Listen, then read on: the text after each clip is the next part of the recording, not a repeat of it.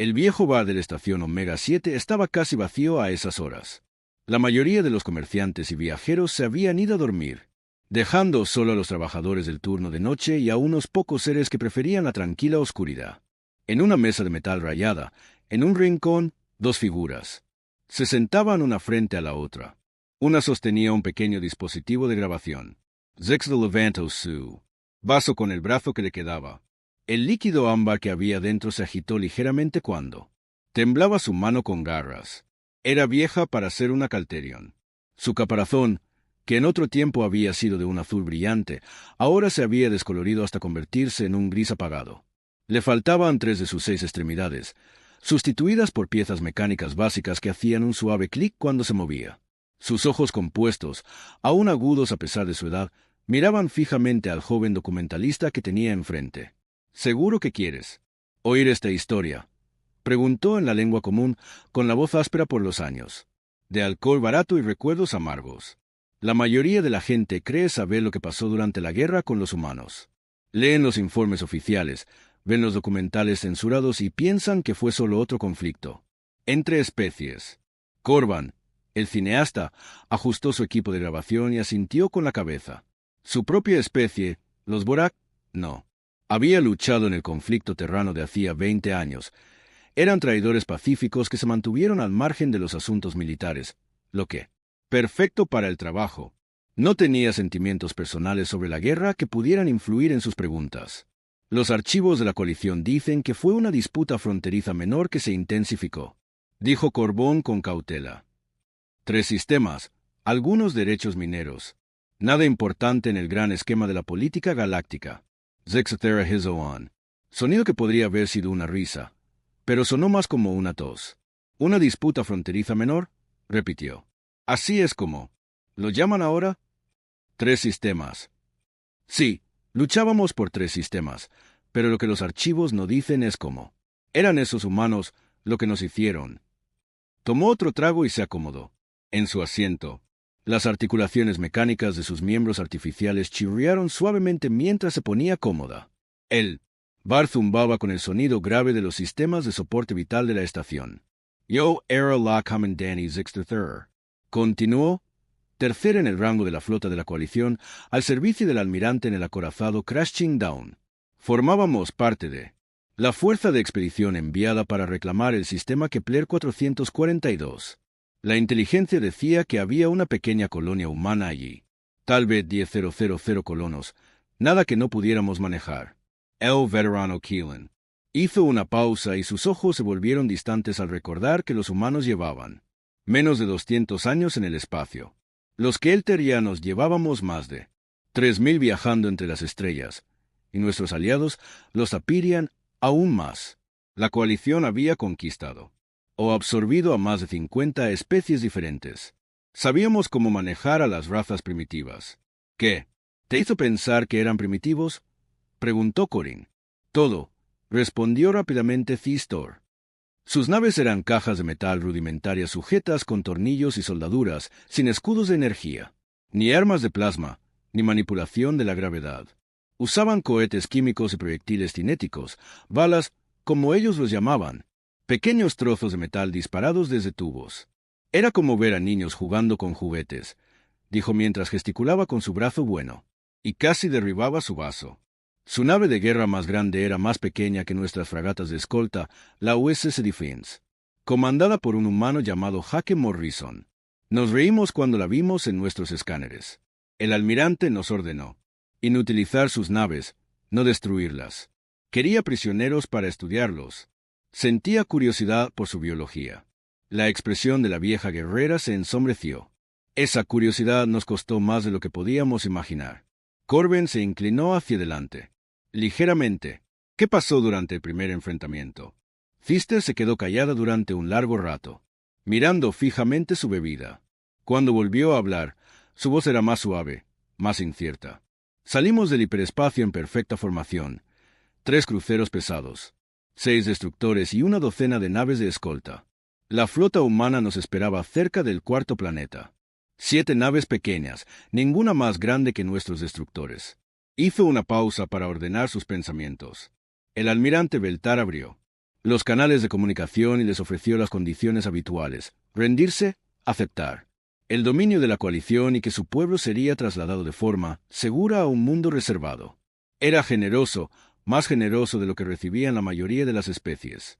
¿Cómo respondieron? Almirante Morrison, ese era el comandante humano, escuchó las condiciones en silencio y luego dijo algo que nunca olvidaré. Gracias por la oferta, pero tendremos que rechazarla. Este es nuestro hogar y no nos iremos. Fixtera negó con la cabeza, así, sin más, educadamente, casi amistosamente, pero de forma rotunda. No había negociación posible ni contraoferta. Simplemente no. El cineasta comprobó su dispositivo de grabación para asegurarse de que seguía funcionando. ¿Qué hizo entonces su almirante? Se sorprendió, pero no se preocupó. Les dio una oportunidad más para rendirse. Morrison volvió a decir que no, con la misma cortesía, así que Beltar ordenó el ataque: desactivar sus motores y capturar sus naves. Una operación sencilla que debería haber llevado unos 30 minutos. Fixatara levantó su vaso. De nuevo, pero no bebió.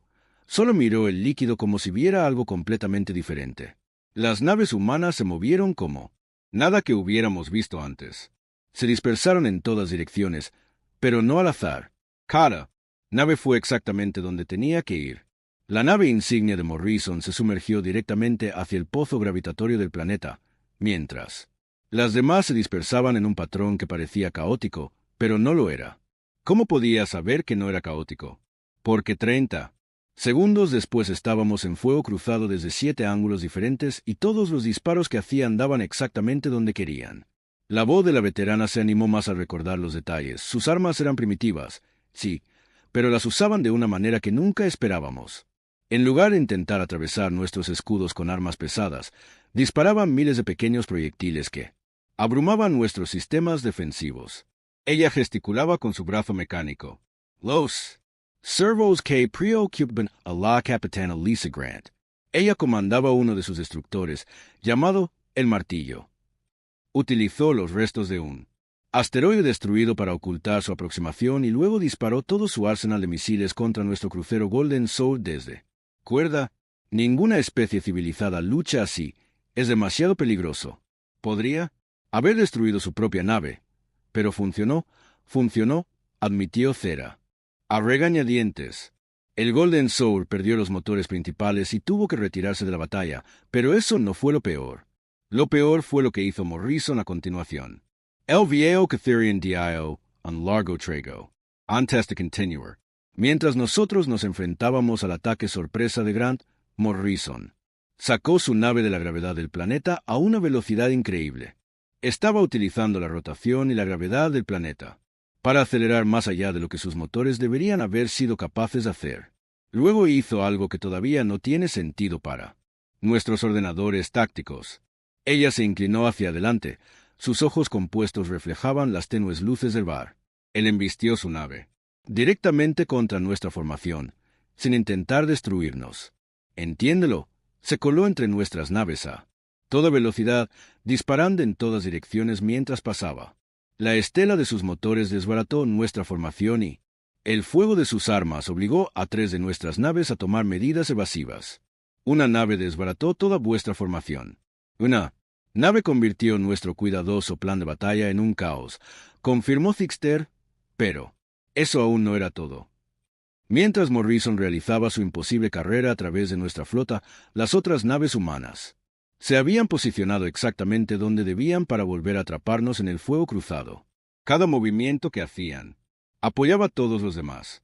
Era como ver un baile, excepto que el baile estaba diseñado para matarnos. La veterana terminó su bebida y dejó el vaso con un chasquido seco. El combate duró 6 horas, 6 horas contra 7 pequeñas naves, con armas primitivas. Cuando terminó, habíamos perdido 2 destructores por completo, 3 cruceros estaban gravemente dañados y nuestras naves de escolta estaban dispersas por medio sistema. Los humanos perdieron una nave, y ni siquiera fue destruida, solo dañada lo suficiente como para tener que abandonarla. Corin revisó sus notas. El informe oficial dice que fue una victoria táctica para las fuerzas de la coalición. Fixtera volvió a hacer ese sonido, el que podría haber sido una risa. Victoria táctica, sí. Supongo que se podría llamar así. Mantuvimos el campo cuando cesó el combate. Los humanos se retiraron a su colonia en el segundo planeta, pero Victoria ella negó con la cabeza. Ese fue el día en que aprendimos que estos humanos no eran como ninguna especie que hubiéramos encontrado antes. Hizo una señal al camarero para que le trajera otra bebida. Sus dedos mecánicos golpeaban la mesa. Eso fue solo la primera batalla. Joven, la primera vez que nos dimos cuenta de que nuestra ventaja de 3000 años en tecnología y experiencia no significaba nada frente a seres que concebían la guerra de una forma completamente diferente. La vieja guerrera miró directamente a la cámara. Si queréis entender lo que pasó durante el conflicto terrano, tenéis que entender esto. Los humanos no libran guerras como lo hacen las especies civilizadas. No. Siguen las reglas que todas las demás razas de la galaxia aceptan. Establecen sus propias reglas y esas reglas están diseñadas para ganar a cualquier precio. Hizo una pausa cuando el camarero le trajo su nueva bebida. La primera batalla en Kepler 442 fue nuestra introducción a la guerra humana. Pensábamos que estábamos lidiando con primitivos que se rendirían tras la primera demostración de superioridad armamentística. En cambio, nos encontramos luchando contra un enemigo que consideraba las probabilidades imposibles como simples desafíos interesantes. El dispositivo de grabación siguió zumbando suavemente en el tranquilo bar mientras Tixatra se preparaba para contar el resto de su historia. Fister se quedó mirando su bebida recién servida durante un largo rato antes de continuar. Las articulaciones mecánicas de sus miembros artificiales hacían un suave clic mientras se movía en su asiento. A su alrededor, el bar permanecía en silencio, salvo por el leve zumbido de los sistemas de reciclaje de aire de la estación. Kepler 442. El alto mando de la coalición decidió que necesitábamos más fuerzas, dijo. Finalmente enviaron al almirante Cabore con 2 grupos de combate completos para terminar lo que habíamos empezado. Un total de 60 naves, incluyendo 4 acorazados. Los humanos tenían tal vez 20 naves defendiendo 3 sistemas. Las matemáticas eran simples. Corban ajustó su dispositivo de grabación, pero las matemáticas no funcionaban. Como esperabas, el viejo Kelterion hizo un sonido amargo. Las matemáticas asumen que ambos bandos siguen las mismas reglas, pero los humanos, como hemos aprendido, no siguen ninguna regla. Ella dio un pequeño sorbo a su bebida y continuó. El segundo enfrentamiento fue en Vega Prime, una colonia minera en el límite del espacio humano. Salimos del hiperespacio en perfecta formación, tal y como nos enseñaban en los libros de texto. 3 oleadas de ataque. Primero las naves pesadas para romper sus defensas, luego las naves rápidas para dispersar su flota y, por último, las tropas de transporte para asegurar el planeta. Tixatra detuvo sus ojos compuestos, que reflejaban la tenue iluminación. Los humanos nos esperaban de nuevo. El coronel Ryan Torres comandaba las fuerzas terrestres, unos 5,000 soldados que defendían un planeta con una población de 50,000 civiles. Nuestra fuerza de invasión contaba con 20,000 soldados, además de apoyo aéreo y capacidad de bombardeo orbital. ¿Qué hizo Torres? Al principio, nada.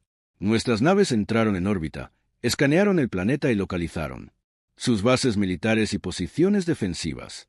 Todo estaba exactamente donde debía estar según la doctrina defensiva estándar. Búnkeres en terreno elevado, generadores de escudos protegiendo los principales asentamientos y armas antiaéreas cubriendo las zonas de aterrizaje obvias. La voz de la veterana se animó al recordar que el almirante Cabore estaba satisfecho. Finalmente, dijo, estábamos lidiando con humanos que entendían la estrategia militar adecuada. Ordenó que comenzara el bombardeo orbital apuntando a sus posiciones defensivas, procedimiento estándar, destruir sus armas pesadas y luego desembarcar tropas para acabar con la resistencia. Ella gesticuló con su brazo bueno. Durante 6 horas bombardeamos sus posiciones con cañones de plasma. Las imágenes de satélite mostraban impactos directos en búnkeres, emplazamientos de armas y centros de mando. Cuando cesó el bombardeo, nuestros sensores no detectaron ningún sistema defensivo activo. El planeta parecía indefenso, pero no lo estaba. Fist negó lentamente con la cabeza. La primera oleada de transportes de tropas aterrizó sin resistencia. 3,000 soldados, además de vehículos blindados y armas pesadas, aseguraron las zonas de aterrizaje. y comenzaron a avanzar hacia los principales asentamientos. Todo salió según lo previsto durante exactamente 47 minutos. La vieja guerrera se inclinó hacia adelante y sus dedos mecánicos tamborileaban sobre la mesa. Entonces, el suelo se abrió bajo ellos. «¿Qué quieres decir con túneles, Fix?», dijo Tera. «Solo niños con trozos de papel moviéndose por pasadizos demasiado estrechos para que nuestros soldados pudieran seguirlos». Ella negó con la cabeza, incrédula. Habíamos pasado siglos desarrollando sofisticadas redes de comunicación, transmisores de entrelazamiento cuántico y sistemas de enlace neural que podían coordinar flotas enteras a través de sistemas estelares. Los humanos usaban niños con notas escritas a mano y funcionaba mejor que nuestra tecnología. Corin se inclinó hacia adelante. «¿Qué pasó con tus fuerzas terrestres?» «Caos», respondió Fixer simplemente. «Nuestros soldados estaban entrenados para el combate en campo abierto, no para la lucha en túneles. Cada vez que intentaban perseguir a las fuerzas humanas bajo tierra, se encontraban en pasillos estrechos donde su número no significaba nada y no podían usar sus armas pesadas. Los humanos conocían todos los túneles, todas las intersecciones, todos los atajos. Nuestras tropas se perdían en su propio territorio controlado», dijo la veterana mientras gesticulaba con su brazo mecánico. La comandante Katie Wiles lideró un ataque especialmente devastador. Llevó a 200 soldados humanos a través de túneles que daban directamente a nuestro principal depósito de suministros. Destruyeron municiones y suministros para 6 meses. En 20 minutos y luego desaparecieron bajo tierra antes de que nuestros refuerzos pudieran responder. «¿Cómo? ¿Sabían dónde estaba vuestro depósito de suministros?» «Eso es lo que no entendemos», dijo Pfister con evidente frustración en su voz. «Nuestro depósito estaba en un lugar que habíamos elegido específicamente porque era defendible y secreto, pero de alguna manera los túneles de Wiles conducían directamente a él. Más tarde nos dimos cuenta de que nos habían estado observando desde el momento en que aterrizamos, probablemente a través de cámaras ocultas y sensores que nunca detectamos». Ella tomó otro trago antes de continuar. «La lucha en los túneles duró 3 semanas. 3 semanas en las que nuestros soldados persiguieron fantasmas por pasadizos subterráneos, perdiendo equipo y personal a manos de enemigos que rara vez veían.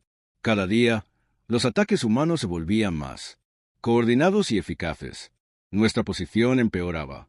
¿Y el apoyo aéreo? No podían atacar los túneles desde arriba, viejo». Guerrero volvió a emitir ese sonido amargo. «Intentamos bombardeos de plasma, cargas sísmicas e incluso armas químicas bombeadas en las entradas de los túneles. Nada funcionó. Los humanos habían construido su sistema de túneles como si fuera un ser vivo. Si dañaban una parte, el resto se adaptaba. Tenían múltiples rutas a todos los lugares, entradas de suministro ocultas, entradas y alijos de suministros ocultos. Cada túnel que derrumbábamos lo sorteaban con otros 3. Fisterra se detuvo, mirando fijamente su bebida, y entonces apareció el sargento Danny Cooper. «¿Qué hay de él?» Cooper lideraba un escuadrón de 12 soldados humanos. Cuando quedaron atrapados en un túnel derrumbado por nuestro bombardeo, nuestros sensores los detectaron, enterrados bajo toneladas de roca, sin salida. Pensamos que estaban acabados». La voz de la veterana se hizo más tranquila. 6 horas más tarde, salieron de un sistema de túneles completamente diferente, a 2 kilómetros de donde habían quedado atrapados. ¿Cómo consiguieron excavar a través de la roca sólida con nada más que herramientas manuales y explosivos improvisados? Cooper llevó a un soldado herido la espalda durante las 6 horas que duró la excavación, cavando con una sola mano mientras soportando a su compañero herido. Cuando finalmente salieron, se reincorporaron inmediatamente a la batalla y destruyeron 2 de nuestros vehículos blindados antes de desaparecer de nuevo. La anciana Calaran sacudió lentamente la cabeza. Cualquier otra especie habría muerto en ese derrumbe del túnel. Incluso si hubieran sobrevivido al derrumbe inicial, habrían esperado a ser rescatados o aceptado la muerte. La idea de excavar en roca sólida con herramientas manuales bajo el fuego enemigo nunca se le ocurriría a un ser civilizado. Es irracional, imposible y completamente contrario a los instintos de supervivencia. Pero funcionó. Funcionó porque los humanos no parecen entender el concepto de imposible, respondió Thies. Se enfrentan a una situación que detendría a cualquier ser racional y se preguntan no si pueden superarla. sino cómo pueden superarla. La distinción es importante. Señaló hacia las ventanas del bar, que mostraban la oscuridad llena de estrellas del espacio. Todas las especies de la coalición tienen límites. Aceptan los límites físicos, los límites tecnológicos, los límites estratégicos. Trabajamos dentro de esos límites porque así es como se libra una guerra civilizada. Los humanos no aceptan límites. Ven las fronteras como retos que hay que superar. La veterana se quedó en silencio durante un momento, perdida en sus recuerdos. Cuando volvió a hablar, su voz era casi admirativa, a pesar de su evidente incomodidad con el tema. La campaña terrestre en Vega Prime duró 6 semanas, 6 semanas de lucha, contra un enemigo que se negaba a luchar limpiamente, que se negaba a seguir las tácticas establecidas, que se negaba a aceptar la derrota incluso cuando esta era el único resultado lógico. Cuando todo terminó, controlábamos la superficie del planeta, pero los humanos seguían controlando todo lo que importaba bajo tierra. Reclam Masti es la victoria, Zix. La Tera volvió a emitir ese sonido amargo. El almirante que Abore declaró el planeta seguro e informó del éxito de la invasión al mando de la coalición. Pero todos los que lucharon allí sabían la verdad. Controlábamos edificios vacíos y posiciones abandonadas. Zixaterra esperó a que le trajeran su bebida antes de volver a hablar. El bar se había quedado aún más silencioso. Solo se oía el suave zumbido de los sistemas de soporte vital y el sonido lejano de los cargueros atracando la estación. Sus ojos compuestos reflejaban las luces del techo mientras miraba fijamente el líquido ámbar. Nueva Ginebra, dijo, por fin, con una voz apenas audible. Ese nombre todavía me da pesadillas. 20 años después. Corin ajustó su dispositivo de grabación para asegurarse de que captaba cada palabra. ¿Qué hacía a Nueva Ginebra? ¿Diferente de las demás batallas? El viejo veterano Kilterano dijo un largo trego antes de responder. Se suponía que Nueva Ginebra iba a ser el fin de la guerra. El alto mando de la coalición había decidido que la resistencia humana estaba costando demasiado tiempo y recursos que enviaban a la tercera flota con el almirante Texar para acabar con los humanos de una vez por todas. Hizo un gesto con su brazo mecánico, cuyos servomotores chirriaban suavemente. 120 naves, la flota de combate más grande que la coalición había reunido en 50 años. Nuestro objetivo era un mundo colonial humano con una población de 2 millones de civiles y quizás 50,000 militares. Las matemáticas parecían sencillas. ¿Cuál era el plan? Asedio total, respondió Psique. Sin invasión terrestre, sin tácticas complejas, solo. Rodeamos el planeta, cortamos todas las líneas de suministro y esperamos a que se rindan. La mayoría de las especies se rinden al cabo de unas semanas. Sin comida ni suministros médicos, incluso las razas más obstinadas rara vez aguantan más de 2 meses. La veterana hizo una pausa y expresión se volvió más sombría. Habíamos estudiado informes de psicología humana de batallas anteriores. Su apego a sus civiles se consideraba una debilidad que podíamos explotar. Amenazar a los no combatientes y seguramente los militares. Todo, dijo el viejo guerrero simplemente, empezando por nuestras suposiciones sobre el comportamiento humano. Pensames que Quarter. Sus líneas de suministro les obligaría a rendirse rápidamente. En cambio, convirtió a todos los civiles del planeta en soldados. Fixtura tamborileó con sus dedos mecánicos sobre la mesa. El comandante Peter Robinson estaba a cargo de la defensa planetaria. A la semana de comenzar el asedio, había organizado a toda la población en una estructura militar. Los niños se convirtieron en mensajeros y trabajadores de fábricas, los civiles de edad avanzada operaban redes de comunicación, los adolescentes trabajaban en fábricas de municiones construidas en túneles del metro y edificios abandonados. Pero seguramente no podrían mantener ese nivel de organización durante meses. La veterana negó con la cabeza. Eso es lo que pensábamos. Todas las especies con las que nos habíamos encontrado antes tenían estructuras sociales que se derrumbaban bajo presión. Eliminar el liderazgo, interrumpir las cadenas de suministro y la población civil entraba en pánico, pero los humanos hicieron lo contrario. Cuanto más tiempo los asediábamos, más organizados se volvían. Tomó otro trago antes de continuar. Después de 2 meses, nuestros sensores detectaron actividad industrial dentro de la ciudad que no debería haber sido posible. Estaban fabricando armas y municiones en instalaciones que no podíamos localizar ni atacar. De alguna manera, Robinson había convertido la infraestructura civil en producción militar. ¿De dónde obtenían las materias primas?, admitió Pfister, a regañadientes. Estaban recuperando los restos de nuestros bombardeos, reciclando los escombros de edificios destruidos e incluso extrayendo metales de la infraestructura del planeta. Cada bomba que lanzábamos se convertía en materia prima para su esfuerzo bélico. La voz de la anciana Kelterion se volvió más angustiada, pero la fabricación era solo el principio. El verdadero horror era ver cómo trataban a los heridos. Hizo una pausa para ordenar sus pensamientos. Toda especie civilizada acepta ciertas limitaciones durante la guerra, cuando las instalaciones médicas están desbordadas. Se negocia ayuda humanitaria. Cuando los heridos superan en número a los sanos, se capitula para evitar sufrimientos innecesarios. Estos son los principios básicos de un conflicto civilizado. Los humanos no siguieron estos principios. Los humanos no parecen entender el concepto de pérdidas aceptables, dijo Six, con voz cada vez más dura tras 4 meses de asedio. Nuestra inteligencia estimaba que habían sufrido más de 100,000 bajas. Sus hospitales estaban destruidos, sus suministros médicos se habían agotado, sus médicos cualificados habían muerto o estaban heridos. Se inclinó hacia adelante y fijó sus ojos compuestos en la cámara. ¿Saben lo que hicieron? La DRA, Amy Foster, su jefa médica, comenzó a entrenar a civiles para realizar cirugías. Comerciantes, profesores, trabajadores de fábricas. Cualquiera con manos firmes se convirtió en médico de campo. Operaba a soldados heridos en el sótano de edificios derrumbados, mientras nuestra artillería sacudía los cimientos sobre su cabeza. La voz de la veterana se redujo casi a un susurro. Foster trabajó 18 horas al día, todos los días, durante 6 meses.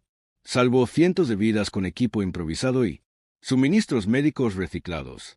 Cuando finalmente interceptamos sus comunicaciones, descubrimos que estaba coordinando una red médica que abarcaba todo el planeta utilizando señales de radio codificadas para compartir información